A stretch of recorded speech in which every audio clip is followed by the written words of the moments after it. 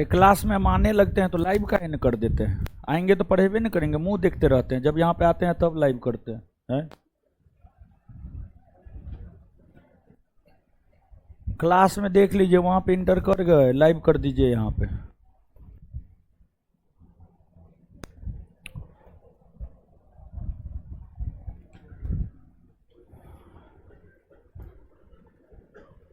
चलिए, क्या हाल चाल है? बढ़िया है। चलिए, चैप्टर नंबर 3 का क्वेश्चन भेज दिए थे, पता है? पता है ना?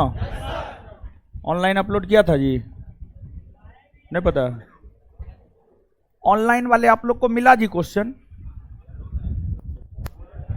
अपलोड है, देखें आप लोग? देखें हैं? सही में? ये कमेंट ऊपर कर दीजिए, जवाब देगा ये सब।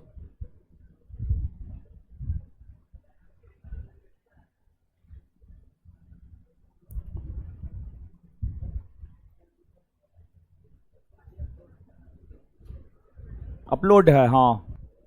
टेलीग्राम पे भी भेज दिए हैं, एप्लीकेशन पे भी डाल दिए हैं। हाँ चलिए ठीक है। तो उसमें हम तो बोलवे किए थे बहुत कम क्वेश्चन होगा, समझे? बहुत कम क्वेश्चन होगा। 15 को क्वेश्चन है, जो पढ़ाए हैं वही सब क्वेश्चन होगा। आए 7 को एक्स्ट्रा है। अच्छा ठीक है, जो एक्स्ट्रा है उसके लिए तो हम है ये ना। चलिए, तो आपको जो है चैप्टर नंबर 3 खत्म कर दिए थे। कायदे से आज चैप्टर नंबर 4 शुरू करना है, लेकिन चैप्टर नंबर 3 का क्वेश्चन, जो गलती हम लोग प्राचीन भारतीय इतिहास में किए थे वो गलती हम लोग मध्यकालीन भारतीय इतिहास में नहीं करेंगे। क्या गलती किए थे पता है ना? ऑब्जेक्टिव क्वेश्चन नहीं किए थे, वो आज तक लटका हुआ है ना, इसलिए मध्यकालीन में वो गलती। तो पहले जो है चैप्टर नंबर 3 का क्वेश्चन जो है कर लेते हैं। 15 क्वेश्चन है, 5 मिनट, काम खत्म।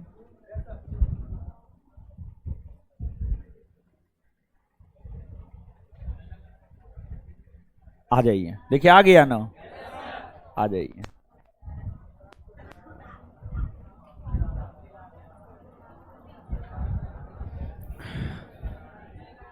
क्वेश्चन पलट लीजिए सब लोग, ऑनलाइन ऑफलाइन सब लोग पलट लिए। है लड़की, क्वेश्चन कहाँ है?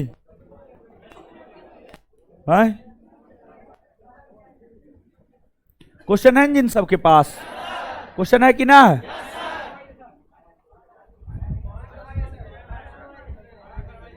है क्या? अच्छा,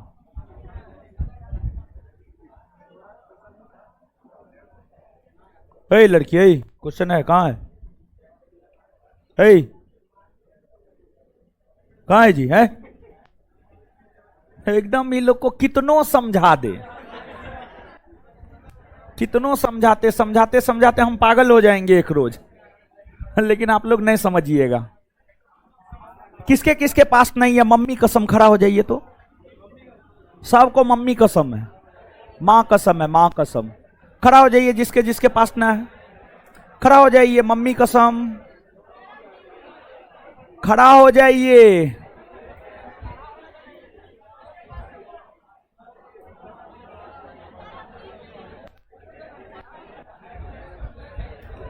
काहे काहे न है? लड़की, आप तो आ रहे हैं बहुत दिन से, 5-6 रोज से आ रहे हैं, तो रूल रेगुलेशन नहीं पता चला? मारेंगे हम, सोचिए दबा देंगे।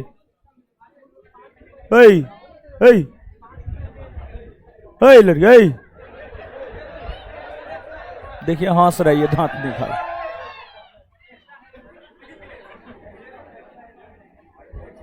किसको दीजिएगा? एक्स्ट्रा है, किसको देने का मन है आपको?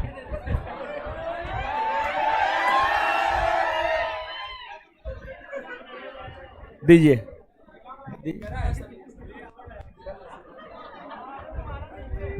देखिए ये सब कितना तेज लड़का सब है।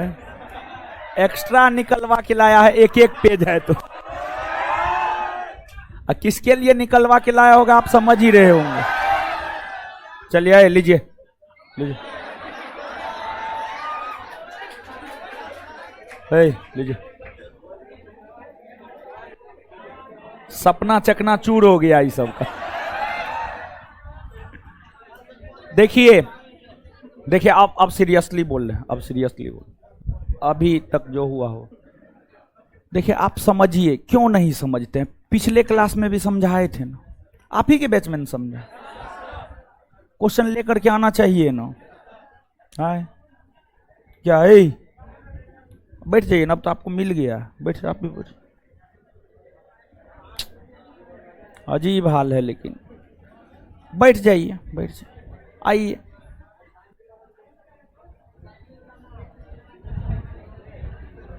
चलिए आ जाइए, आ जाइए। भारत पर सर्वप्रथम मुस्लिम आक्रमण कब हुआ? 711 ईस्वी, 711 ईस्वी।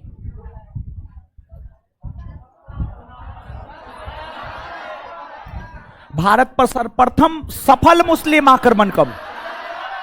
712 ईस्वी, 712 ईस्वी।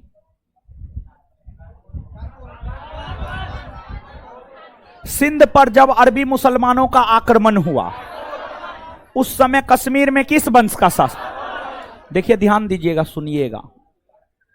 आपको जब सिंध पर अरबी मुसलमानों का आक्रमण हुआ, सिंध पर अरबी मुसलमानों का आक्रमण हुआ 711-12, 711-12। उस समय कश्मीर में कारकोट वंश का शासन था। ऐसा इसलिए कह सकते हैं क्योंकि कारकोट वंश का शासन रहा है 625 से 800, 625 ईस्वी से 832 ईस्वी तक, 625 ईस्वी से 832 ईस्वी तक कारकोट वंश का शासन रहा है। इसी बीच में आपको 711-12 आता है, जब अरबी मुसलमानों का भारत के ऊपर आक्रमण हुआ था। अर्थात इस प्रश्न का सही उत्तर क्या हो जाएगा? कारकोट वंश, कारकोट वंश।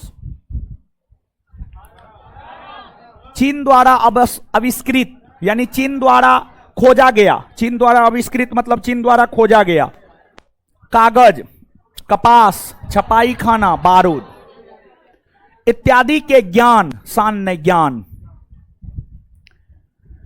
इत्यादि के ज्ञान को यूरोप तक पहुंचाने का श्रेय किसे जाता है? इस सब के ज्ञान को यूरोप तक पहुंचाने का श्रेय जाता है अरबी मुसलमान को। किसको जाता है? अरबी मुसलमान। तो याद रखिएगा। देखिए, एक तो ये क्वेश्चन है, और दूसरा ये क्वेश्चन एक बात स्पष्ट करता है। ये क्वेश्चन इस बात को स्पष्ट करता है कि कागज का खोज, कपास का खोज, छपाई खाना का खोज, बारूद का खोज, इस सब का खोज किसके द्वारा किया गया? चीन। किस देश के द्वारा? किस देश के द्वारा? चीन के द्वारा किया गया। बात क्लियर है?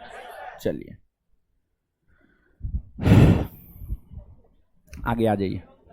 अरबों द्वारा भारत विजय का कारण था देश में सर्वोच्च शक्ति का अभाव। हां, भारत में कोई केंद्रीय सत्ता नहीं थी। भारत में जो है कोई केंद्रीय सत्ता नहीं थी। ये पंखा को सही कीजिए ताकि हवा दे सके, हवा नहीं दे रहा है। भारत में कोई सर्वोच्च शक्ति नहीं थी। सिंध शासक दाहिर की अदूरदर्शिता, हां। मुसलमान नेतृत्व का कुशल होना, हां। उपर्युक्त सभी, समझ गए। ये सब कारण रहा जिस वजह से अरबों द्वारा भारत का विजय किया गया था। नेक्स्ट, अरब आक्रमणकारी मोहम्मद बिन कासिम के समय सिंध का राजा दाहिर कौन था? दाहिर था, दाहिर। किसके नेतृत्व में अरबों ने सिंध पर पहला सफल अभियान किया? मोहम्मद बिन कासिम के नेतृत्व में, मोहम्मद बिन कासिम के नेतृत्व में। आगे, मोहम्मद बिन कासिम ने सर्वप्रथम सिंध के किस क्षेत्र को जीता? देवल। किसको जीता? देवल, देवल को जीता, देवल। किस अभियान के दौरान उस क्षेत्र को जीतकर मोहम्मद बिन कासिम ने राजा दाहिर की दूसरी विधवा पत्नी लाड देवी और दाहिर की 2 पुत्रियों सूर्या देवी और परमल देवी को बंदा बनाकर दमिश्क में खलीफा के पास भेजा, जो अंत में उसकी मृत्यु का कारण बनी? ब्राह्मणवाद, ब्राह्मणवाद, ब्राह्मणवाद, ब्राह्मणवाद। सिंध की विजय के प्रभाव के संबंध में किसने कहा कि सिंध को अरबों ने विजित तो किया किंतु यह विजय ऐतिहासिक और इस्लाम धर्म की घटना मात्र ही रही। यह स्टेटमेंट दिया गया है लेनपुल। किसके द्वारा? लेनपुल के द्वारा। पंचतंत्र का अरबी अनुवाद किस नाम से किया गया? कालीला वादिमना। कालीला वादिमना। अरबों ने सिंध में किन दो का प्रचलन प्रारंभ किया? ऊंट पालन और खजूर उत्पादन। ऊंट पालन और खजूर उत्पादन। भारत में सर्वप्रथम किस मुसलमान आक्रमणकारी ने जजिया कर वसूला? मोहम्मद बिन कासिम ने। मोहम्मद बिन कासिम के किस अभियान के दौरान दाहिर मारा गया? राबर अभियान। कौन अभियान? राबर अभियान। अरबी मुसलमानों ने सिंध के किस शहर को स्वर्ण नगरी की उपमा दी? मुल्तान। किसको? मुल्तान। हो गया ना? प्राचीन का क्वेश्चन नहीं लगाए हैं जी? हैं? शुरू में है ना? हमको तो नहीं लगता है लगाए हैं। अच्छा,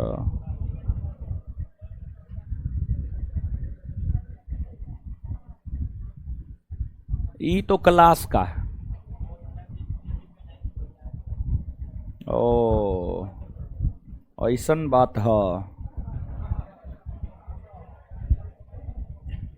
चलिए आ जाइए। अब 1 बाय 1 ही देंगे, पूरा पीडीएफ नहीं देंगे। 1 बाय 1 ठीक है, समझे? हो भी जाता है, ठीक है, बढ़िया है। उस रोज भी मनीष आनंद हम आपको बोले थे, आप झूठ मूठ का पड़े हुए हैं, पूरा पीडीएफ दीजिए, पूरा दीजिए, ठीक है।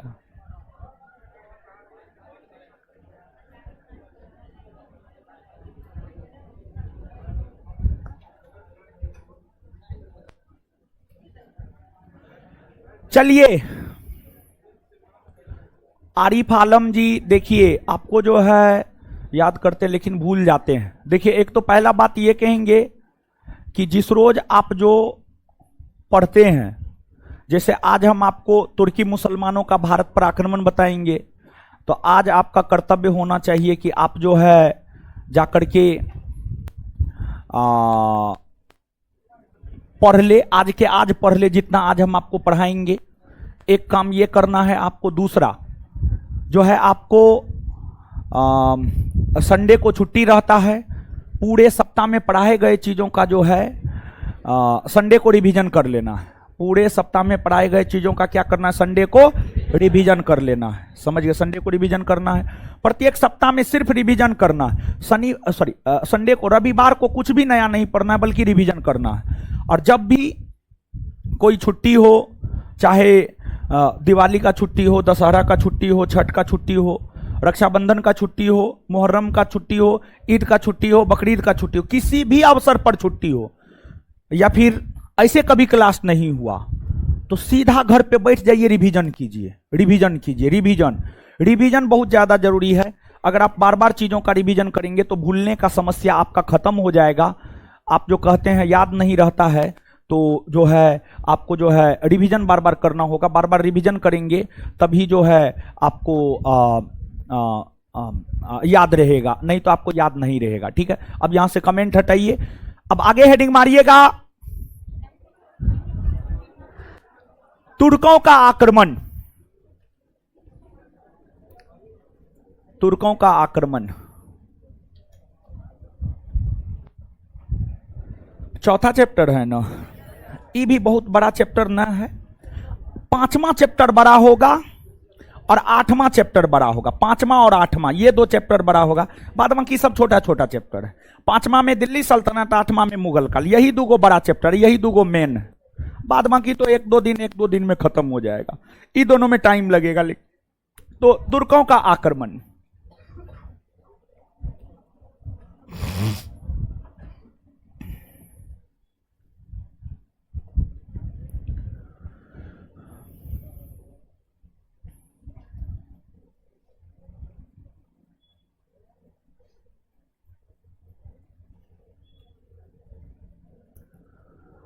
तुर्कों का आक्रमण है।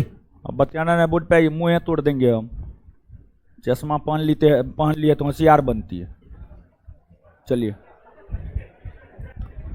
देखिए, आपको जो है दो तुर्क मुस्लिम शासक हुए। दो तुर्क मुस्लिम शासक हुए, एक महमूद गजनबी और एक मोहम्मद गौरी। दूगो तुर्की मुस्लिम शासक हुआ जिसने भारत पर आक्रमण किया, और जो दूगो तुर्की मुस्लिम शासक हुआ जिसने भारत पर आक्रमण किया, एक था महमूद गजनबी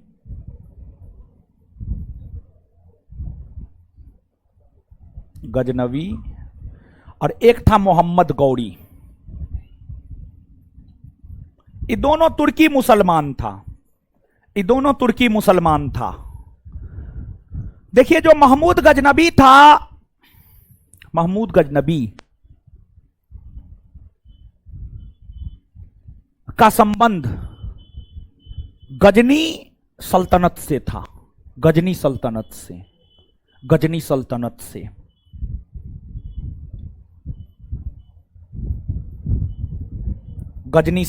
से वही मोहम्मद गौरी का संबंध गजनी सल्तनत के अंतर्गत एक छोटे से प्रांत गौर प्रांत से था। मोहम्मद गौरी का संबंध गजनी सल्तनत के अंतर्गत एक छोटे से प्रांत गौर प्रांत से इसका संबंध था। गौर प्रांत। और मोहम्मद गौरी गौर प्रांत का शासक बना था। और अगर बात की जाए महमूद गजनबी की, तो महमूद गजनबी 1000 ईस्वी से लेकर 1027 ईस्वी तक लगातार भारत पर आक्रमण किया, और इनके आक्रमण का उद्देश्य क्या था? इनके आक्रमण का उद्देश्य बताने से पहले खड़ा हो जाइए। हाँ, अरबी मुसलमानों ने भारत पर आक्रमण किया, उसका क्या उद्देश्य था? अरबी मुसलमान गुनगुनाना ना, जिसका मुंह खुला मुंह तोड़ देंगे हम। अरबी मुसलमानों ने भारत पर आक्रमण किया, उसका क्या उद्देश्य था? धन लूटना और अपने धर्म का प्रचार करना। बहुत बढ़िया, बैठ जाइए। चलिए, सही है जवाब। चलिए, जवाब दे दिया है, आगे समझिएगा। महमूद गजनबी जो 1000 ईस्वी से लेकर 1027 ईस्वी तक लगातार भारत पर आक्रमण कर रहा था, उसका उद्देश्य क्या था? उसका उद्देश्य था भारत पर आक्रमण कर भारत को लूटना, भारत से धन लूटना,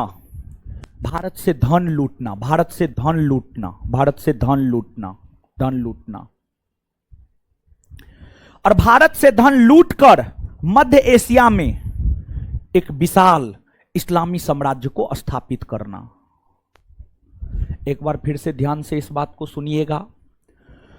महमूद गजनबी जो लगातार और बार बार भारत पर आक्रमण कर रहा था, उसका उद्देश्य क्या था? तो उसका उद्देश्य था भारत पर आक्रमण कर भारत से धन लूटना और उस धन के सहयोग से मध्य एशिया में एक विशाल इस्लामी साम्राज्य को स्थापित करना।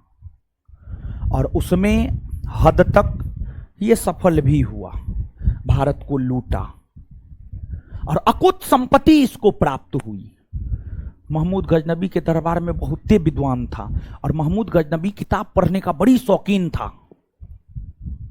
महमूद गजनबी जब किताब सब पढ़ा तो ऐतिहासिक ग्रंथ पढ़ने से महमूद गजनबी को यह पता चला कि भारत तो अकुत संपत्ति वाला देश है, अपार खनिज संसाधन वाला देश है, इसलिए ही भारत पर आक्रमण किया।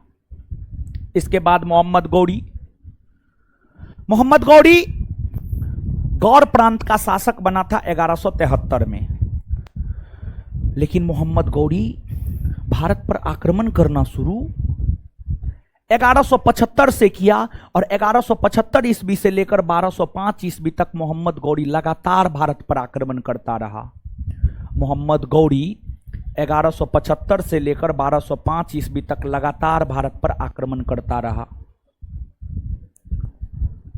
मोहम्मद गौरी क्यों बार बार भारत पर आक्रमण कर रहा था, उसका क्या उद्देश्य था? तो मोहम्मद गौरी का उद्देश्य था भारत में इस्लामी सत्ता को स्थापित करना। मोहम्मद गौरी का उद्देश्य था भारत में इस्लामी सत्ता को स्थापित करना और मोहम्मद गौरी ने ही भारत में इस्लामी सत्ता को स्थापित किया। मोहम्मद गौरी ने भारत में कई सारे युद्ध लड़े, लेकिन उन युद्धों में 3 प्रमुख युद्ध है। तराइन का प्रथम युद्ध, तराइन का द्वितीय युद्ध, चंदाबर का युद्ध। तराइन का प्रथम युद्ध 1191 में मोहम्मद गौरी ने पृथ्वीराज चौहान के साथ लड़ा। उस युद्ध में मोहम्मद गौरी की हार हुई। तराइन का द्वितीय युद्ध मोहम्मद गौरी ने पृथ्वीराज चौहान के साथ ही लड़ा। उस युद्ध में मोहम्मद गौरी की जीत हुई। और तराइन के द्वितीय युद्ध जो 1192 में हुआ, जिसमें मोहम्मद गौरी ने पृथ्वीराज चौहान को पराजित किया, इसी युद्ध से भारत में इस्लामी सत्ता की स्थापना हुई मानी जाती है। और इस युद्ध को जीता मोहम्मद गौरी और इसी युद्ध से भारत में इस्लामी सत्ता की स्थापना हुई मानी जाती है। अर्थात भारत में इस्लामी सत्ता का संस्थापक मोहम्मद गौरी, भारत में इस्लामी सत्ता का संस्थापक माना जाता है मोहम्मद गौरी को माना जाता है। और फिर मोहम्मद गौरी ने 1194 ईस्वी में चंदाबर का युद्ध लड़ा। चंदाबर उत्तर प्रदेश के कन्नौज में पड़ता है। चंदाबर का युद्ध 1194 में मोहम्मद गौरी और जयचंद के बीच हुआ, जिस युद्ध में मोहम्मद गौरी ने जयचंद को पराजित किया और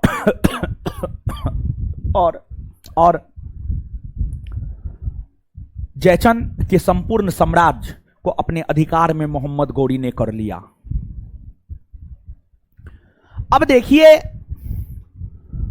मोहम्मद गौरी की अगर आप बात करेंगे तो इतिहास इसे बाजीगर के तौर पर याद करता है। बाजीगर उसे कहा जाता है जो हारकर जीत जाए, उसी को बाजीगर कहा जाता है। देखिए ध्यान दीजिएगा, बात अगर तुर्की मुसलमानों के आक्रमण की करे तो तुर्की मुसलमानों में सबसे पहले भारत के ऊपर आक्रमण सुबुक्तगीन ने किया था। सबसे पहले भारत के ऊपर आक्रमण किसने किया था? सुबुक्तगीन।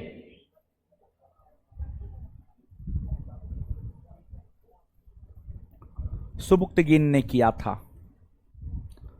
तुर्की आक्रमण के अंतर्गत, तुर्की मुसलमानों के आक्रमण के अंतर्गत भारत पर सबसे पहले आक्रमण सुबुक्तगीन ने किया था। किसने किया था?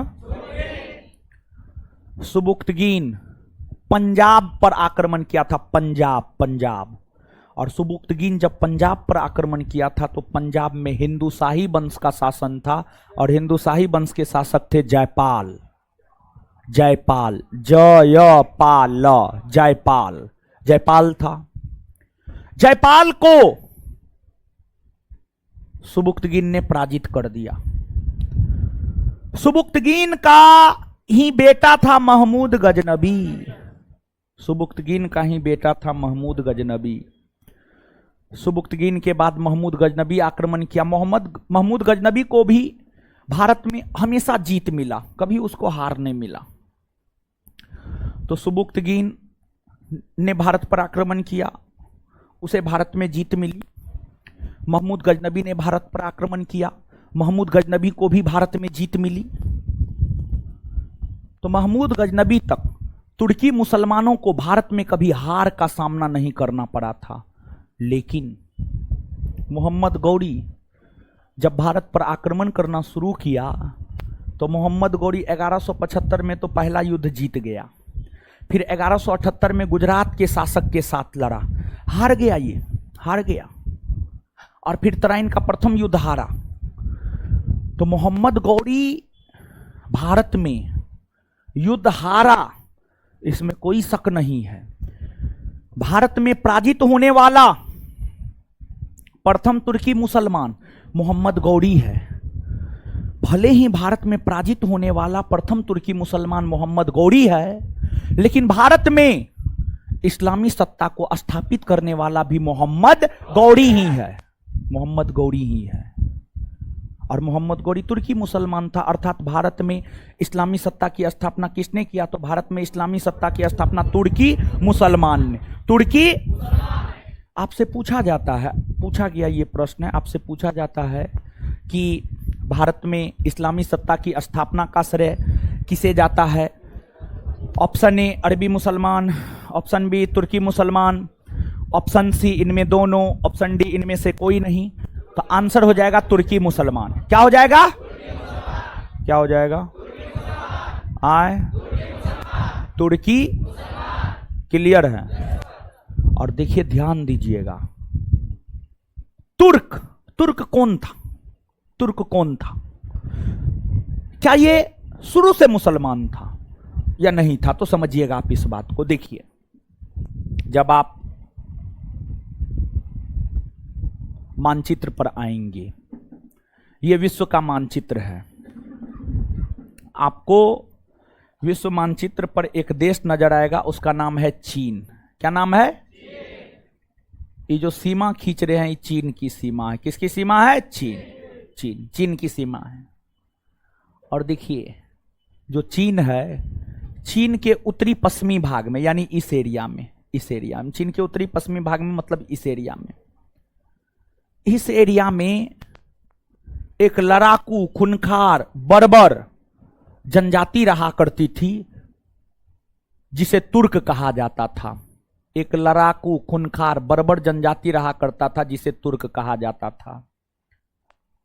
ये लड़ाकू और बर्बर जनजाति तुर्क इस्लामी साम्राज्य के अंतर्गत उमैया वंश के प्रभाव में आया। उमैया वंश इस्लामी साम्राज्य के अंतर्गत शासन करने वाला एक राजवंश है। जैसे भारत में हिंदू शासन के अंतर्गत हर्यक वंश, शिशुनाग वंश, नंद वंश, मौर्य वंश, शुंग वंश, कण्व वंश, सातवाहन वंश, ये सब हिंदू वंश है जिसने भारत में शासन किया है। उसी प्रकार से इस्लामी साम्राज्य के अंतर्गत शासन करने वाले राजवंशों में नाम आता है उमैया वंश का। किसका नाम आता है? उमैया वंश।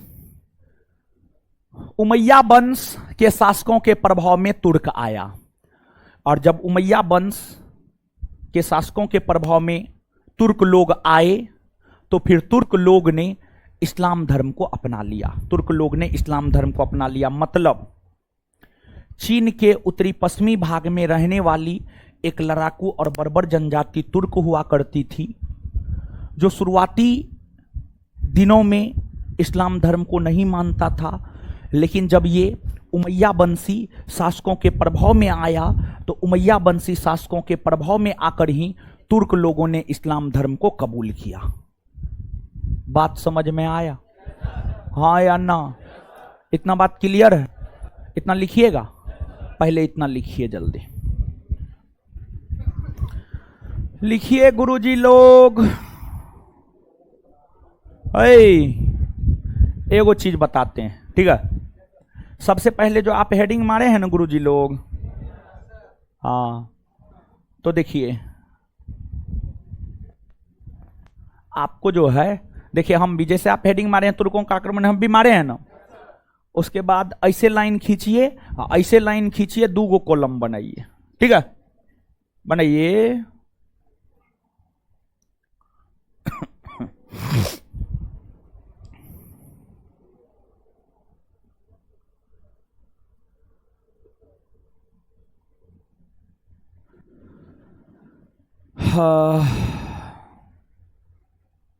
किए?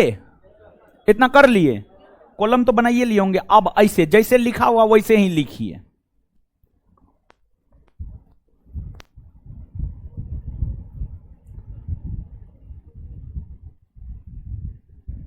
और बोर्ड पे जितना लिखा हुआ है उतना लिखिए। आप जैसे जैसे लिखा हुआ वैसे वैसे ही लिखिए।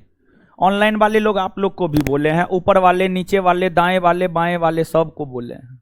ठीक है, सब लिखिए। पेंट गंदा हो गया नहीं हो तुरी।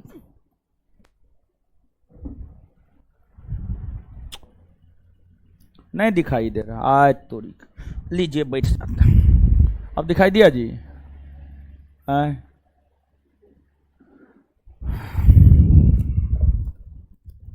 हे सोना का है जी कि नकली है? सोना का है। कौन सी रिंग सेरेमनी हो गया आपका? कौन दिया वो? इतना महंगा हम लोग को तो कोई कुछ देवे नहीं करता है। वो बताइए।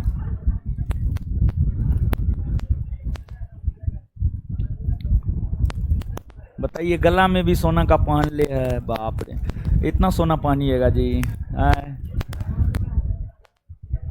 कैसे आप लोग ये सब पहन लेते हैं? हमको तो ये आश्चर्य लगता है। खैर, सबका अपना अपना शौक है। हाँ आइए, हाँ बात सही है।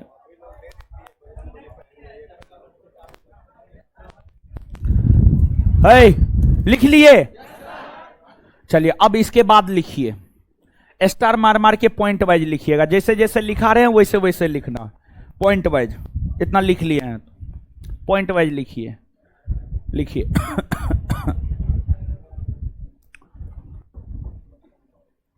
लिखिए। भारत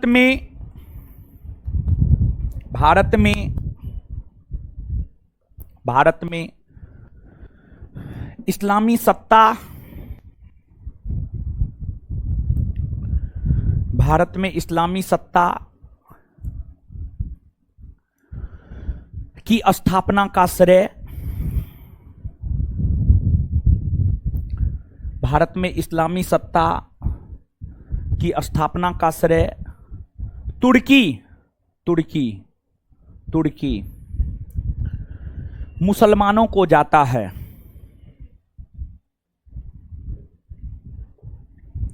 भारत में इस्लामी सत्ता की स्थापना का श्रेय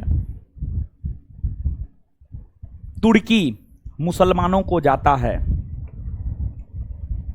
तुर्की मुसलमानों को जाता है। तुर्की मुसलमानों को जाता है। Full stop. Next point. तुर्क चीन के उत्तरी पश्चिमी भाग में, तुर्क चीन के उत्तरी पश्चिमी भाग में, तुर्क चीन के उत्तरी पश्चिमी भाग में, तुर्क चीन के उत्तरी पश्चिमी भाग में रहने वाली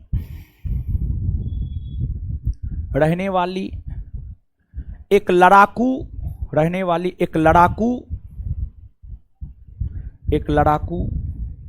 और बर्बर, एक लड़ाकू और बर्बर लिखना होगा। बर्बर जनजाति थी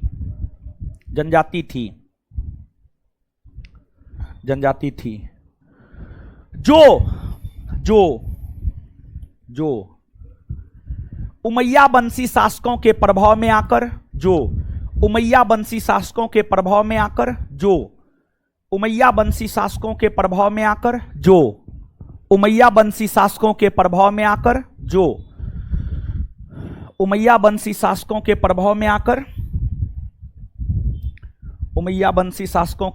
में आकर, इस्लाम धर्म को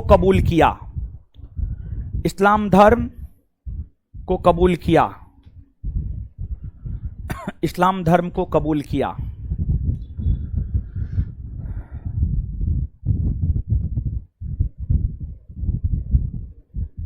चलिए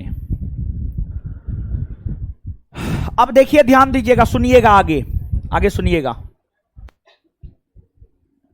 आपको हमने पढ़ाया है कि इस्लाम धर्म का संस्थापक पैगंबर हजरत मोहम्मद साहब हुए। पैगंबर हजरत मोहम्मद साहब के उत्तराधिकारी खलीफा हुए और इस्लामी साम्राज्य के अंतर्गत और इस्लाम धर्म के अंतर्गत शुरुआती वर्षों में सब कुछ खलीफा ही देखा करता था, सब कुछ खलीफा देखा करता था टोटल। लेकिन जब धीरे धीरे इस्लाम धर्म का विकास हुआ, इस्लाम धर्म के भीतर साम्राज्य का निर्माण होने लगे, तो फिर कई साम्राज्यों का निर्माण हुआ। लेकिन इस्लाम धर्म के अंतर्गत खलीफा के द्वारा मान्यता प्राप्त प्रथम साम्राज्य गजनी साम्राज्य या गजनी सल्तनत को माना जाता है। मतलब गजनी साम्राज्य को खलीफा ने मान्यता प्रदान किया, गजनी राज्य को खलीफा ने मान्यता प्रदान किया। गजनी राज्य को खलीफा ने प्रथम इस्लामी राज्य माना, प्रथम इस्लामी सल्तनत माना। गजनी सल्तनत को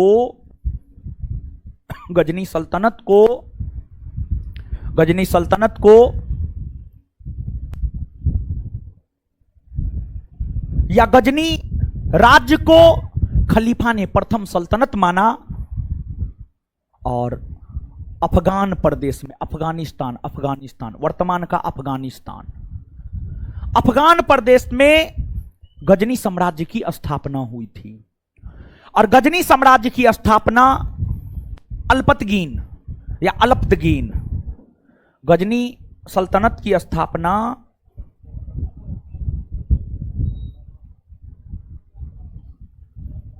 अलप्तगीन ने किया था, अलपत्ता संजू छूट गया है। अलप्तगीन ने किया था गजनी साम्राज्य की स्थापना। अलप्तगीन के बाद इस साम्राज्य में कई सारे शासक हुए, लेकिन उन शासकों का कोई ऐतिहासिक महत्व नहीं है। अलप्तगीन का गुलाम और दामाद था सुबुक्तगीन, जो इस साम्राज्य का शासक बना था। अलप्तगीन का ही दामाद और गुलाम था सुबुक्तगीन, जो गजनी साम्राज्य का ही शासक बना था। और सुबुक्तगीन के बाद इस साम्राज्य का अगला शासक बना था महमूद गजनबी। सुबुक्तगीन के बाद इस साम्राज्य का अगला शासक बना था महमूद गजनबी बना था। और देखिए जो महमूद गजनबी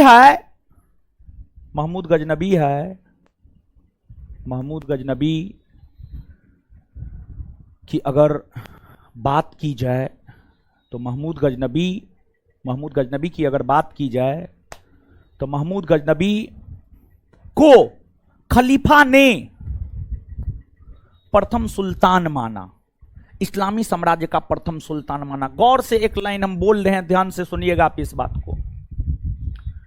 इस्लामी साम्राज्य का प्रथम सल्तनत या प्रथम राज्य जिसे खलीफा ने मान्यता दिया उसका नाम है गजनी सल्तनत, तथा इस्लामी साम्राज्य का प्रथम सुल्तान जिसे खलीफा ने मान्यता दिया उसका नाम है महमूद गजनबी। यानी खलीफा ने इस्लामी जगत के अंतर्गत प्रथम राज्य का दर्जा गजनी सल्तनत को दिया और प्रथम सुल्तान का दर्जा महमूद गजनबी को दिया। प्रथम सुल्तान का दर्जा महमूद। कुछ समझ पा रहे हैं? हाँ या ना? आए? हाँ लिखिए, अब लिखिएगा, स्टार मार के या पॉइंट मार के लिखिए।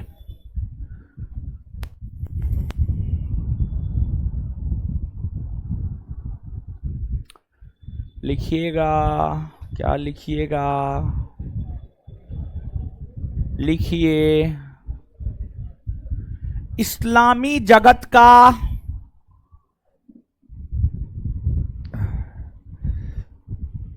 इस्लामी जगत का इस्लामी जगत का प्रथम सल्तनत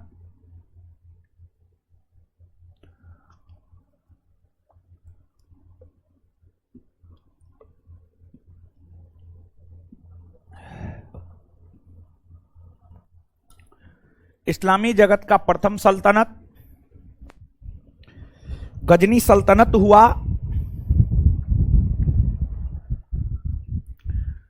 इस्लामी जगत का प्रथम सल्तनत गजनी सल्तनत हुआ।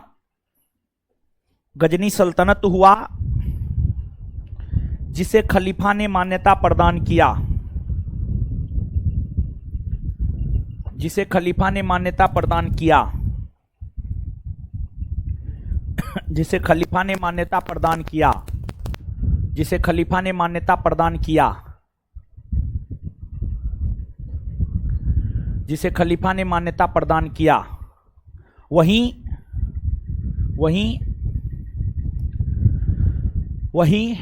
इस्लामी जगत का प्रथम सुल्तान वहीं इस्लामी जगत का प्रथम सुल्तान वहीं इस्लामी जगत का प्रथम सुल्तान इस्लामी जगत का प्रथम सुल्तान महमूद गजनबी हुआ। महमूद गजनबी हुआ जिसे खलीफा ने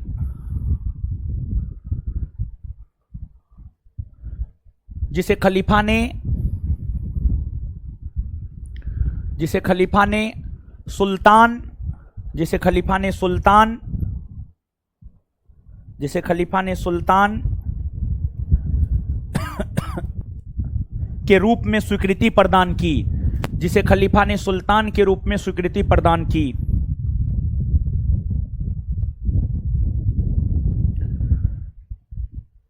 जिसे खलीफा ने सुल्तान के रूप में स्वीकृति प्रदान की। जिसे खलीफा ने सुल्तान के रूप में स्वीकृति प्रदान की। Full stop.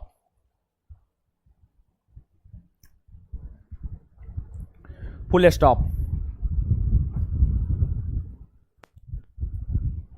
Full stop. अब नीचे से लिखिएगा, अफगान प्रदेश में अफगान प्रदेश में क्या हो रहा है? उधर लड़का लड़की पीछे में क्या हो रहा है? गुटुरगु कर रहे हैं। मुंह तो हम तोड़ देंगे। ठीक है, चलिए लिखिए। है क्या? अफगान प्रदेश में देखिए, जानते हैं आप लोग नैतिकता समझते हैं?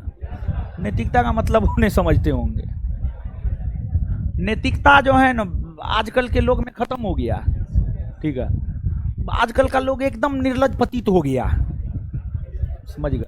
यानी उसको कुछ मालूम ही ना है क्या करना है, कहां बैठे हैं, क्या नहीं करना है, कुछ भी मालूम नहीं है। समझ गए?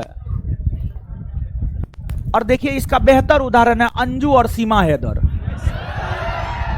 समझ गए? बताइए, यानी 4 गो बच्चा की मां भाग रही है किसी और के साथ, 2 गो बच्चा की मां किसी और के साथ भाग रही है। तो ये तो नैतिकता का पतन हो गया। समझ गए? ये तो अंतर्राष्ट्रीय स्तर पर हो रहा है, तो ये 2 गो का नाम, लोकल स्तर पर खोजिएगा ऐसा बहुतों मिल जाएगा। इसलिए एकदम नैतिकता का पतन हो गया। जानते हैं, आज के डेट में हमको लगता है शिक्षा से ज्यादा जरूरी हो गया है नैतिकता का शिक्षा देना, कि क्या करना है क्या नहीं करना है। एकदम पता नहीं लोग कैसे विवाह कर लेती है, बच्चा पैदा कर लेती है, कहती है प्यारे न है। प्यार न है तो बच्चा कैसे पैदा हो गया? समझिए, अजीबो गरीब हाल है। लिखिए,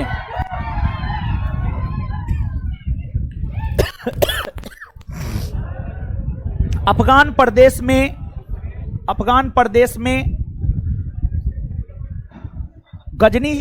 साम्राज्य की स्थापना, अफगान प्रदेश में गजनी साम्राज्य की स्थापना, अफगान प्रदेश में गजनी साम्राज्य की स्थापना, अफगान प्रदेश में गजनी साम्राज्य की स्थापना अलप्तगीन, अलप्तगीन और लप्प संयुक्त गीन, अलप्तगीन ने किया, अलप्तगीन ने किया। कालांतर में, हाँ उसी में लिखिएगा, कालांतर में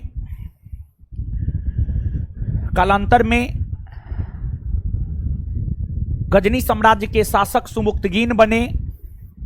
कालांतर में गजनी साम्राज्य के शासक सुमुक्तगीन बने। कालांतर में गजनी साम्राज्य के शासक सुमुक्तगीन बने। कालांतर में गजनी साम्राज्य के शासक सुमुक्तगीन बने, सुमुक्तगीन बने, जो अलप्तगीन का गुलाम और दामाद था। कालांतर में गजनी साम्राज्य के शासक सुमुक्तगीन बने, जो अलप्तगीन का गुलाम और दामाद था, गुलाम और दामाद था। Full stop. अलप्तगीन ने सुमुक्तगीन को अमीर उल उमरा की उपाधि प्रदान किया। अलप्तगीन ने सुमुक्तगीन को, अलप्तगीन ने सुमुक्तगीन को, अलप्तगीन ने सुमुक्तगीन को अमीर उल उमरा, अमीर उल उमरा की उपाधि प्रदान किया। अलप्तगीन ने सुमुक्तगीन को अमीर उल उमरा की उपाधि प्रदान किया। अलप्तगीन ने सुमुक्तगीन को अमीर उल उमरा की उपाधि प्रदान किया। अलप्तगीन ने सुमुक्तगीन को अमीर उल उमरा की उपाधि प्रदान किया।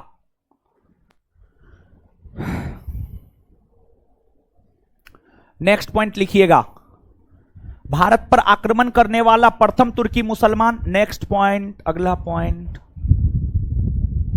अगला पॉइंट, अगला पॉइंट, भारत पर आक्रमण करने वाला,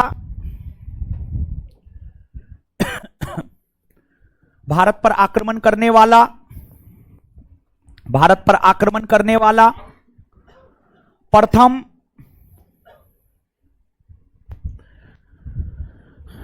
भारत पर आक्रमण करने वाला प्रथम तुर्की, भारत पर आक्रमण करने वाला प्रथम तुर्की मुसलमान सुमुक्तगीन हुए। प्रथम तुर्की मुसलमान सुमुक्तगीन हुए, सुमुक्तगीन हुए, सुमुक्तगीन हुए, सुमुक्तगीन हुए, जो पंजाब के हिंदूशाही राज्य पर आक्रमण किया, जो पंजाब के हिंदूशाही राज्य पर आक्रमण किया, जो पंजाब के हिंदूशाही,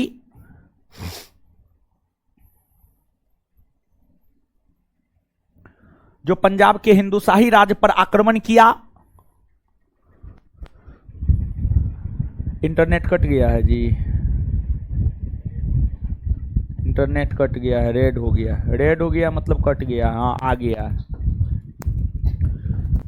ऑनलाइन वाले भाई जी लोग, दीदी जी लोग, बहन जी लोग, इंटरनेट कट गया था लेकिन हम कुछ लिखाए नहीं हैं। आ गया होगा ना सबको? हाँ, कुछ छूटा नहीं ना होगा? हाँ, कमेंट देखिएगा, ठीक है। चलिए, जो लाइन लिखा रहे थे उसको फिर से लिखा रहे हैं, हटाइए।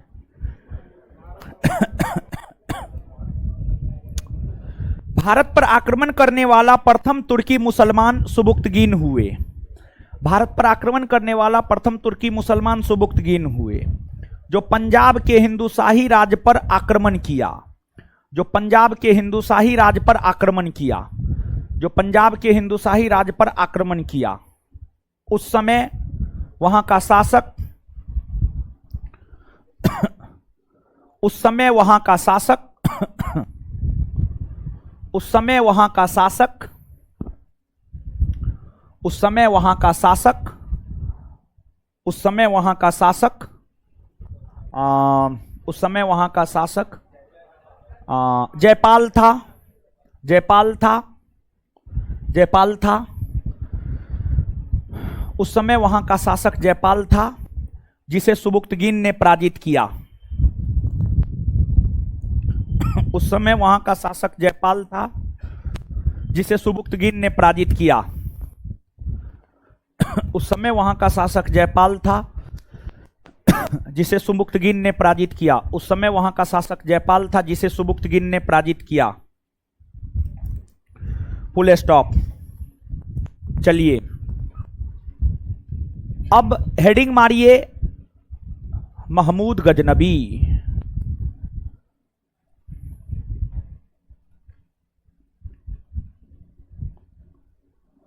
महमूद गजनबी, हेडिंग मारिए महमूद गजनबी।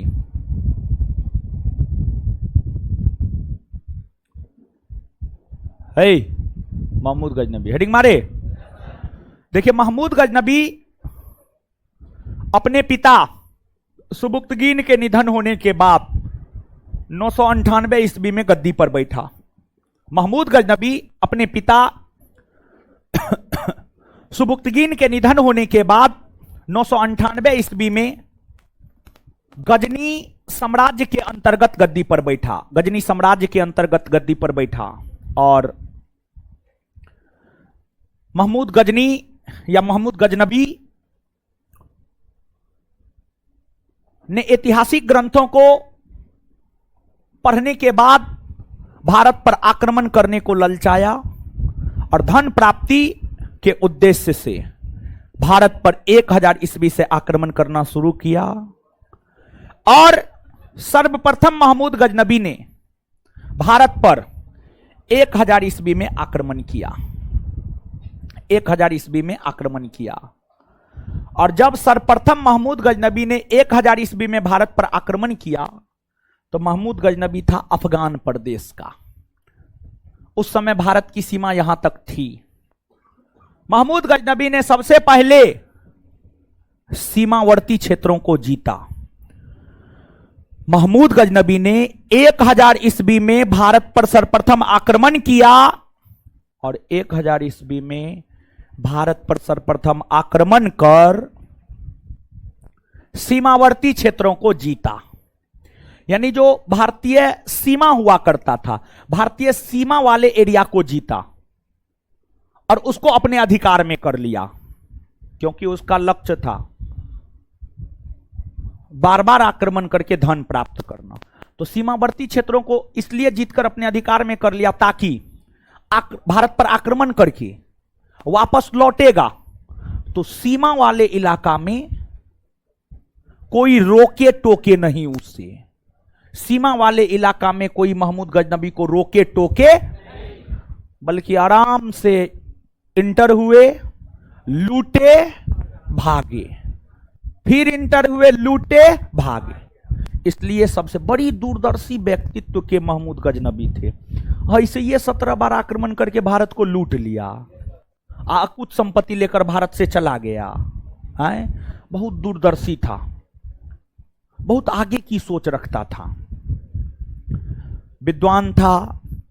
कई सारे विद्वान इसके दरबार में रहते थे। फरूखी, उतबी, फिरदौसी, अलबरूनी, सब इसी के दरबार के विद्वान थे। फरूखी, उतबी, फिरदौसी सब इसी के दरबार के विद्वान थे।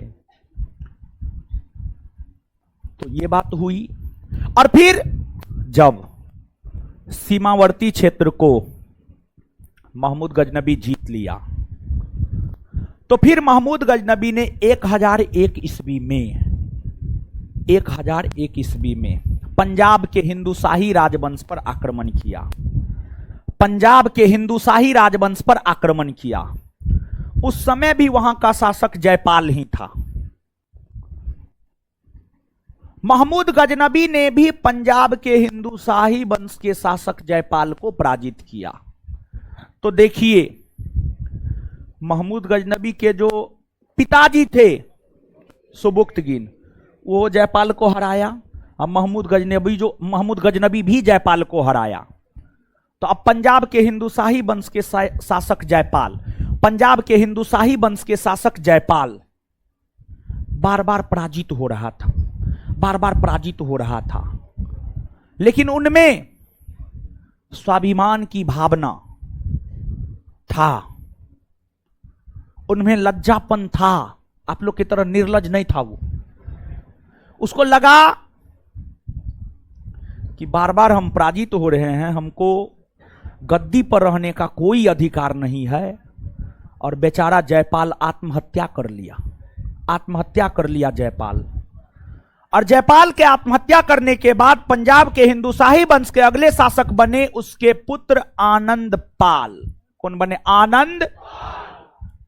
आनंदपाल जब पंजाब का हिंदुशाही वंश का शासक था, उस समय में फिर से महमूद गजनबी पंजाब पर आक्रमण किया और वे हिंद के युद्ध में आनंदपाल को भी पराजित किया। मतलब महमूद गजनबी जयपालों को पराजित किया, ओकरा बेटों को पराजित किया, समझ गए?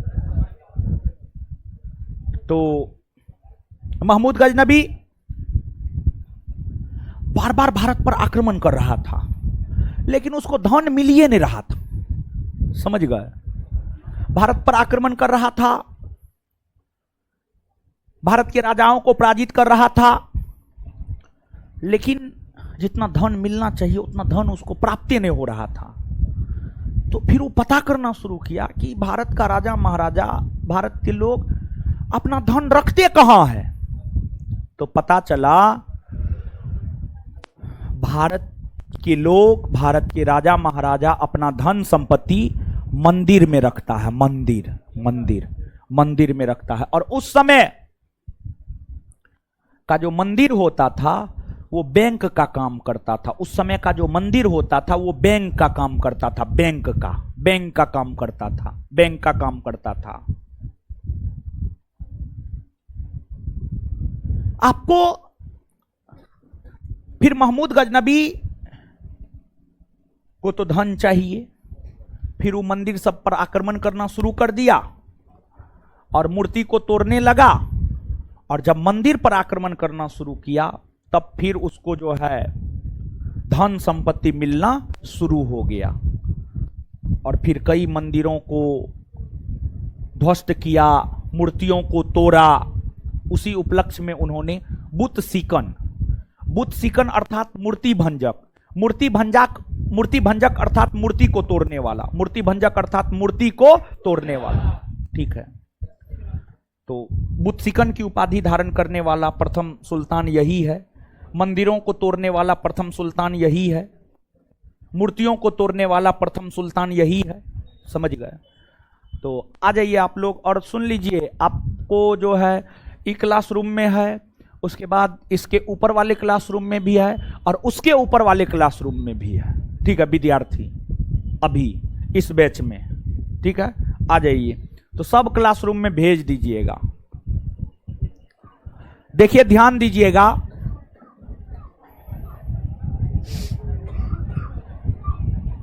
है सुनिए, आपके हित का काम हो रहा है, इसमें आप लोग को बढ़ चढ़ के हिस्सेदारी लेना चाहिए। देखिए, छात्र नेता दिलीप कुमार के संरक्षण में, छात्रों के सहयोग से शिक्षा सुधार एवं रोजगार अभियान चलाया जा रहा है। शिक्षा सुधार एवं रोजगार अभियान। बिहार का शिक्षा तो गर्त में चला ही गया है। बिहार की प्रतियोगी परीक्षा में हमेशा धांधली होता है, बिहार एसएससी हो, दरोगा हो, सिपाही हो, हर परीक्षा में। तो परीक्षा में पारदर्शिता लाई जाए, इसको लेकर 10 सूत्री मांग नीतीश कुमार के समक्ष, बिहार के महामहिम मुख्यमंत्री नीतीश कुमार के समक्ष इस 10 सूत्री मांग को रखा जाएगा। और सीधे तौर पर इस 10 सूत्री मांग को रखा जाएगा तो नीतीश कुमार पर कोई प्रभाव नहीं पड़ेगा, लेकिन अगर लाखों की संख्या में छात्रों का हस्ताक्षर हो और श्री नीतीश कुमार जी को यह बताया जाए कि आपके अपने प्रांत के ये लाखों की संख्या में छात्र आपसे ये मांग कर रहे हैं, तो लगता है नीतीश कुमार जी के ऊपर दबाव बनेगा और फिर जो है आपको, आपकी जो मांग होंगी उस मांग को सरकार के द्वारा स्वीकार किया जाएगा, समझ गए? और लड़की को जो मिला है वो लड़की तक ही सीमित रखेंगे, लड़की में लड़की का ही सब चीज है। अब ये नहीं कि आप लड़का को दे दीजिएगा, उसमें लड़की का नंबर है और लड़का बड़ी छिछोरा होता है, समझ गए, फिर परेशान करना वो शुरू कर देगा। इसको कितनों शिक्षा दे दे तो ये वही करेगा जो इसका मन होगा, समझे। तो इसलिए सचेत हो करके। और देखिए इसमें करना क्या है, आपको अपना नाम लिखना है, डिस्ट्रिक्ट लिखना है, मोबाइल नंबर लिखना है और हस्ताक्षर करना है, बस इतना ही करना है, समझ गए। आप सुनिए इसमें मांग क्या है। पहला मांग है बिहार दरोगा सिपाही बहाली, बिहार एसएससी शिक्षक बहाली सभी प्रतियोगी परीक्षाओं में पारदर्शिता लाने तथा धांधली सेटिंग रोकने के लिए यह अभियान चलाया जा रहा है। ओएमआर सीट की कार्बन कॉपी और क्वेश्चन बुकलेट परीक्षा समाप्ति के बाद परीक्षार्थियों को दिया जाए। आंसर की जारी हो। रिजल्ट प्रकाशन के साथ ही कटअप और सभी परीक्षार्थियों का मार्क्स जारी हो। पीटी मेंस और फिजिकल टेस्ट तीनों में अभ्यर्थी का रोल नंबर एक ही हो। फिजिकल टेस्ट के समय ही लिखित रूप से फिजिकल टेस्ट का मार्क दिया जाए बिहार पुलिस के संदर्भ में, ठीक है। सेंटर बहुत दूर नहीं दिया जाए, बल्कि होम डिस्ट्रिक्ट भी नहीं दिया जाए, बल्कि होम डिस्ट्रिक्ट के आसपास दिया जाए। होम डिस्ट्रिक्ट में थोड़ा इधर उधर हो जाता है। पेपर लीक एवं धांधली सेटिंग में संलिप्त लोगों को 10 साल की सजा मिले ऐसा कानून बनाया जाए। जो ऐसा काम करता है उसको कड़ी से कड़ी सजा दी जाए। देखिए होता क्या है कि जो ईमानदारी से मेहनत करने वाले लोग होते हैं, जैसे आप लोग ईमानदारी से मेहनत कर रहे हैं, आप सुनते होंगे कि गांव में भैंस चरा रहा है, अब बिहार पुलिस बन गया। ये कैसे हो जाता है? ये होना नहीं ना चाहिए, नहीं ना होना चाहिए। ये बात आप सुने हैं कि नहीं सुने? देखे? हाँ देखे भी होंगे, समझ गए। तो इसमें लड़का लड़की सब लोग बढ़ चढ़कर भाग लीजिए, ठीक है। और आपकी जो प्राइवेसी है वो मेंटेन किया जाएगा, इतना आप विश्वास रखें, ठीक है। चलिए दिलीप जी आप भी बोल दीजिए।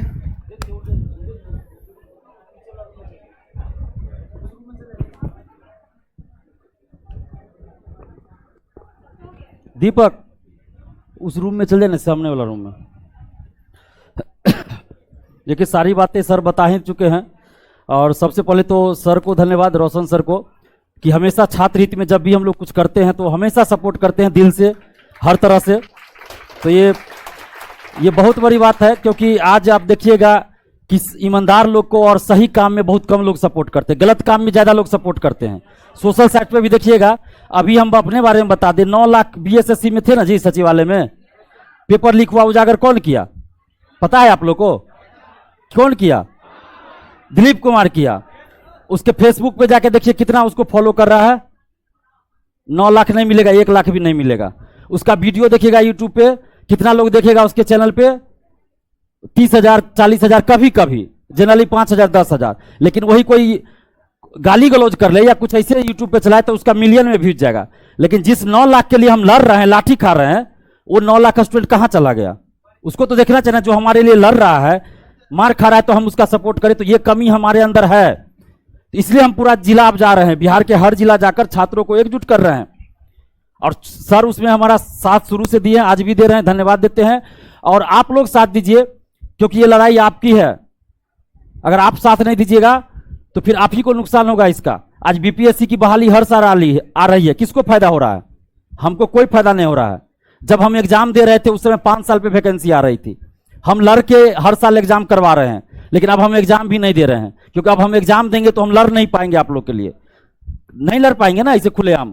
तो इसलिए हम अब एग्जाम देना छोड़ दिए। लेकिन एक मिशन बना लिए कि आप लोगों के लिए जो मुद्दा उठाए हैं उसको सफल करके दिखाएंगे, लागू करवा के दिखाएंगे, ताकि जो हमने भुगता है वो आप लोगों को और आगे आने वाली पीढ़ी को नहीं भुगतना पड़े। क्वेश्चन पहले आ जाता है, एग्जाम से पहले आंसर आ जाता है, किसको नहीं पता है जी? पहले हम 4 साल पहले बोलते थे तो लोग कहता था नेता बनने के लिए दिलीप कुमार बोल रहा है। जब बीपीएससी पेपर लीक हम उजागर किए, बीएसएससी पेपर लीक उजागर हुआ, तो पता चल गया कि दिलीप कुमार ऐसे नहीं बोलता है। हम 10 साल से लड़कों के बीच रहते हैं, लॉज जाते हैं, जानते हैं कि क्या कंडीशन में आप लोग रहते हैं। हम खुद रहे हैं वैसे कंडीशन में, हम खुद लॉज में रहते जानते हैं। इसलिए मेरिट से नौकरी हो, हम ये चाहते हैं। आप जो पढ़ रहे हैं, इतना मेहनत कर रहे हैं इस गर्मी में, कभी ठंडा में पढ़ते हैं, तो आप लोग को नौकरी लगे। ये नहीं कि कोई पढ़ाई से कोई मतलब नहीं है और पता चलता है कि वो तो पास कर गया, दरोगा बन गया, सिपाही बन गया। बीपीएससी पेपर लीक जांच, वो आपको पता है ना, कैसे डीएसपी तक पकड़ा गया और अपने बहनोई को बना देता है अधिकारी, और किसी और को पकड़ के अधिकारी बना देता है, बहन से शादी करवा देता है, ऐसा ऐसा बात होता है। तो इसीलिए हम इस चीज के खिलाफ लड़ रहे हैं, और सरकार जो है हमारी बातों को सुन रही है। अभी दरोगा बहाली का जो ऑफिस है प्राइवेट अपार्टमेंट से सरकारी अपार्टमेंट में आ गया है।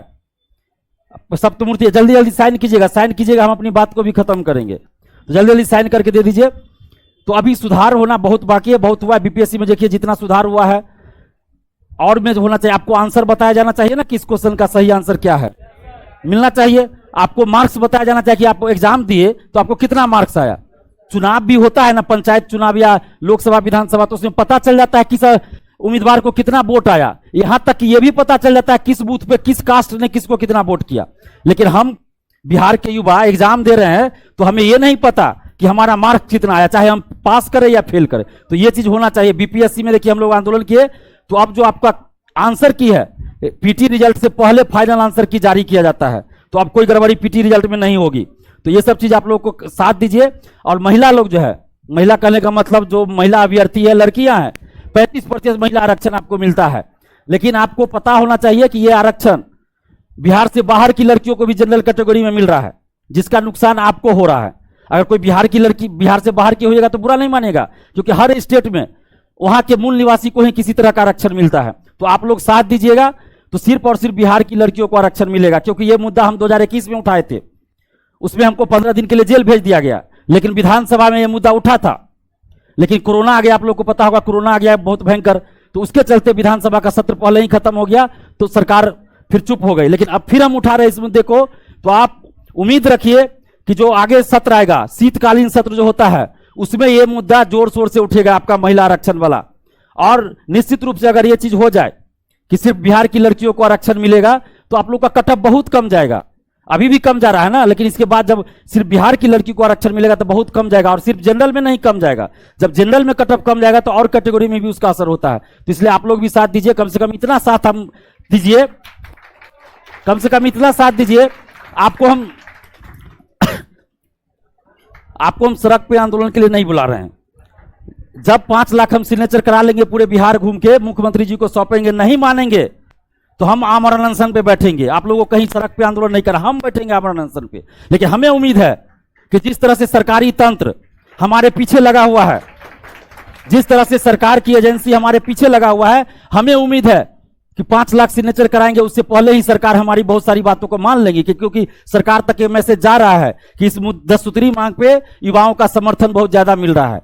तो कोई भी सरकार, कोई भी नेता नहीं चाहेगा कि हमारा वोट खींच के हम चुनाव में हार जाए। तो इसलिए हम ये चीज कर रहे हैं, बस आप लोग साथ दीजिए।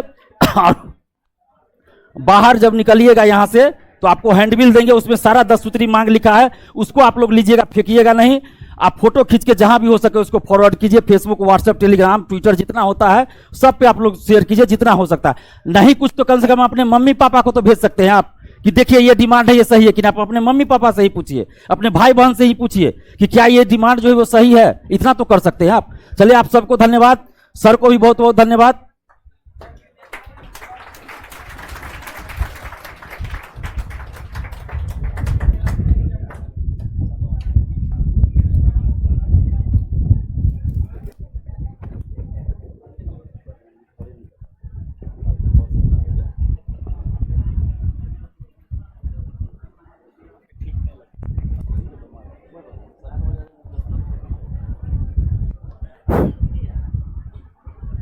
चलिए लिखिए, तो अब आप लोग लिखिए, किन्हीं के पास होगा तो दे दीजिएगा, अपने पास नहीं रखना है आपको, क्योंकि उसको रखने से आपको कोई फायदा थोड़े है। और ऊपर वाले लोग, ऊपर वाले जो भी छात्र हैं, उनसे भी रिक्वेस्ट, आप दे दीजिएगा, लौटा दीजिएगा। पता चला एक आध गो विद्यार्थी रख लेता है, बताइए। तो इसलिए रखिएगा नहीं, दे दीजिएगा। उससे आपको क्या फायदा होगा? कोई फायदा थोड़े होगा। देखिए, अभी तुरंते नैतिकता का बात कर रहे थे, ठीक है, और देखिए नैतिकहीन एगो यहां पर नजर आ गया। कितनों समझा दीजिए, कुत्ता का पूंछ समझते हैं, उसमें घी लगा के सीधा कर दे, फिर वो टेढ़े हो जाएगा। कितनों समझा दीजिए, करेगा वही जो उसको करना है, समझे। अभी तो गुस्सा इतना है, मोबाइल छीन करके तोड़ने वाले थे। ये तो था वो दिलीप जी, इसी वजह से आपका मोबाइल आज बच गया, आप उसका शुक्रगुजार कीजिएगा, समझे? नहीं तो अभी आपका टूट जाता मोबाइल। चलिए लिखिए, महमूद गजनबी।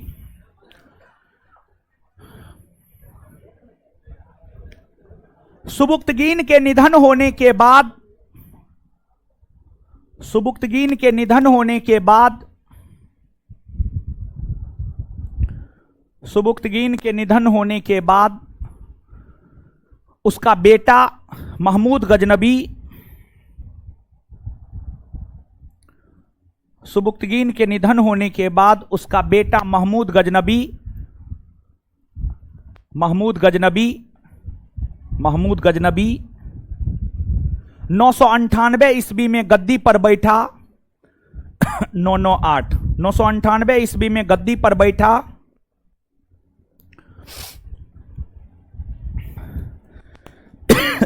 998 ईस्वी में गद्दी पर बैठा, फुल स्टॉप। महमूद गजनबी 1000 ईस्वी से लेकर 1027 ईस्वी तक, उसी में कंटिन्यू लिखते जाइएगा। महमूद गजनबी 1000 ईस्वी से लेकर 1027 ईस्वी तक, महमूद गजनबी 1000 ईस्वी से लेकर 1027 ईस्वी तक, महमूद गजनबी 1000 ईस्वी से लेकर 1027 ईस्वी तक लगातार 17 बार आक्रमण किया, लगातार 17 बार आक्रमण किया, जिसमें हमेशा वे विजयी रहे, जिसमें वे हमेशा विजयी रहे, जिसमें हमेशा वे विजयी रहे, जिसमें हमेशा वे विजयी रहे, जिसमें हमेशा वे विजयी रहे, जिसमें हमेशा वे विजयी रहे। उनके आक्रमण का उद्देश्य, उनके आक्रमण का उद्देश्य, उनके आक्रमण का उद्देश्य, उनके आक्रमण का उद्देश्य, उनके आक्रमण का उद्देश्य भारत से धन लूटना, भारत से धन लूटना, भारत से धन लूटना और उस धन की मदद से, और उस धन की मदद से, और उस धन की मदद से, और उस धन की मदद से, और उस धन की मदद से मध्य एशिया में, और उस धन की मदद से मध्य एशिया में, और उस धन की मदद से मध्य एशिया में एक विशाल इस्लामी साम्राज्य को स्थापित करना था। और उस धन की मदद से मध्य एशिया में, और उस धन की मदद से मध्य एशिया में, और उस धन की मदद से मध्य एशिया में, और उस धन की मदद से मध्य एशिया में, मध्य एशिया में एक विशाल इस्लामी साम्राज्य को स्थापित करना था। और उस धन की मदद से मध्य एशिया में एक विशाल इस्लामी साम्राज्य को स्थापित करना था। और उस धन की मदद से मध्य एशिया में एक विशाल इस्लामी साम्राज्य को स्थापित करना था। विशाल इस्लामी साम्राज्य को स्थापित करना था। विशाल इस्लामी साम्राज्य को स्थापित करना था। Full stop, full stop. चलिए गुरुजी लोग आइए तो बोर्ड पे है, बताइए भारत में मुस्लिम सत्ता की स्थापना का श्रेय किसको जाता है? तुर्क मुसलमान। किसको जाता है? किसको जाता है? इस्लामी जगत का प्रथम सल्तनत कौन है?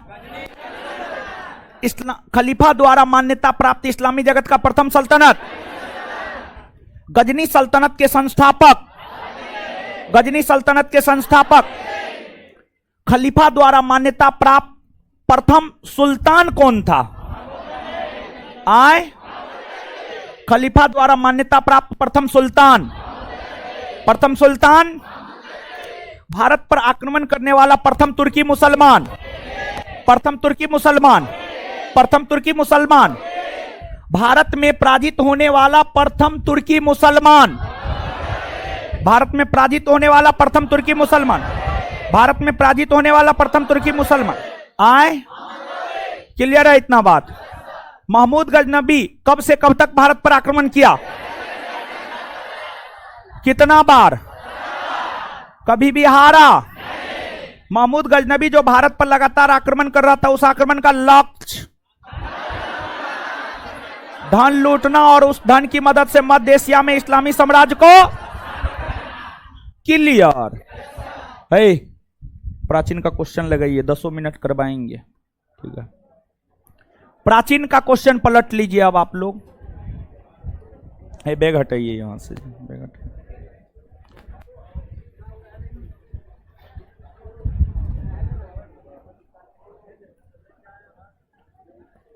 जानते हैं प्राचीन का जो क्वेश्चन करवा रहे हैं, जैसे वो कहावत है बूंद बूंद से घड़ा भरता है, तो बूंद बूंद से प्राचीन का क्वेश्चन आंसर खत्म हो रहा है ना। अच्छा हो जाए, अब आगे तो थोड़े गलती करेंगे, आगे तो पढ़ाते जाएंगे क्वेश्चन करवाते जाएंगे, पढ़ाते जाएंगे क्वेश्चन करवाते जाएंगे, ठीक है। आए,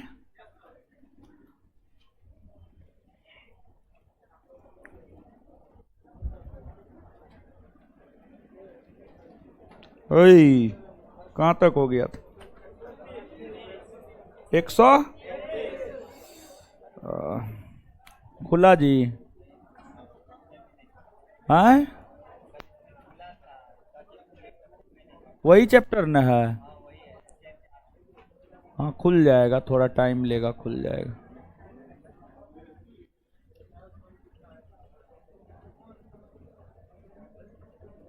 ज्यादा MB का है इसलिए नहीं खुल रहा है, खुल जाएगा।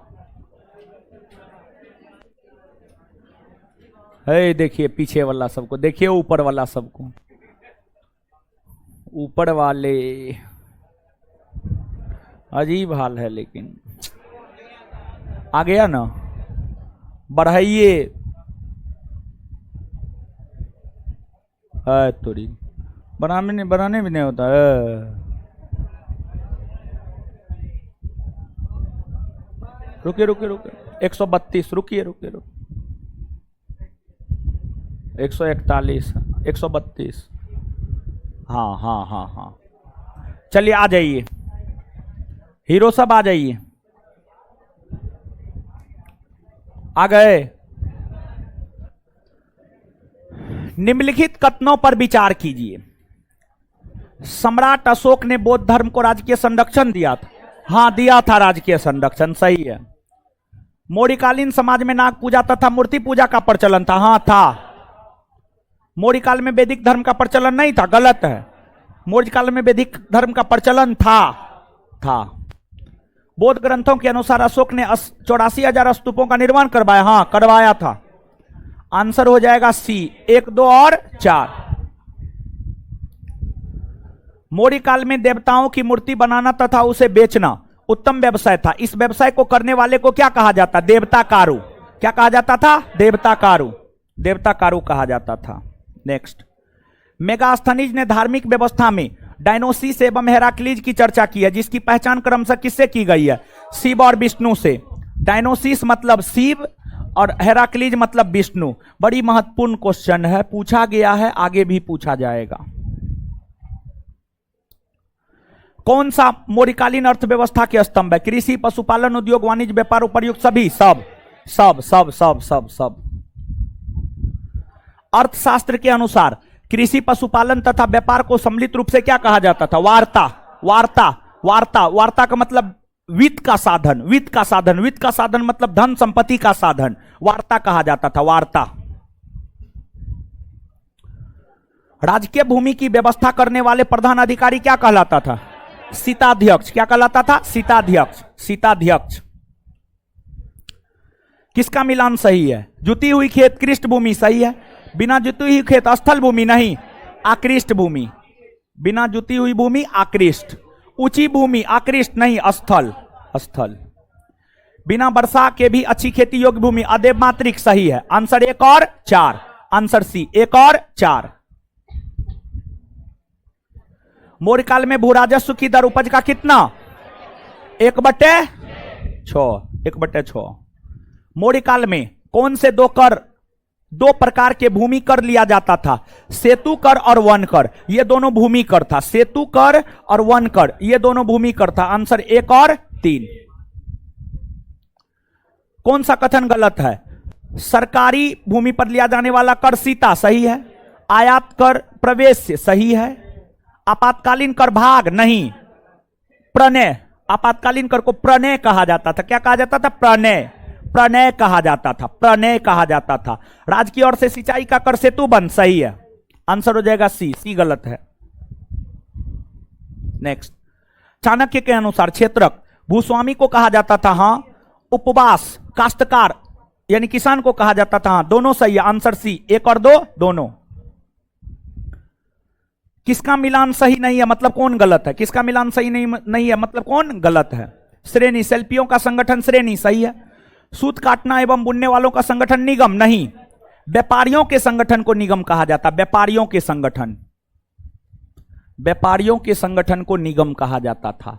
व्यापारियों के संगठन को निगम कहा जाता था। संघ, देनदारों महाजनों का संगठन, सही है। सार्थवा, कारवा व्यापारियों का संगठन यानी व्यापारियों के समूह का संगठन सार्थवा। व्यापारियों के समूह का संगठन सार्थवा और व्यापारियों का संगठन निगम। गलत यही है, बी नंबर 143 बी।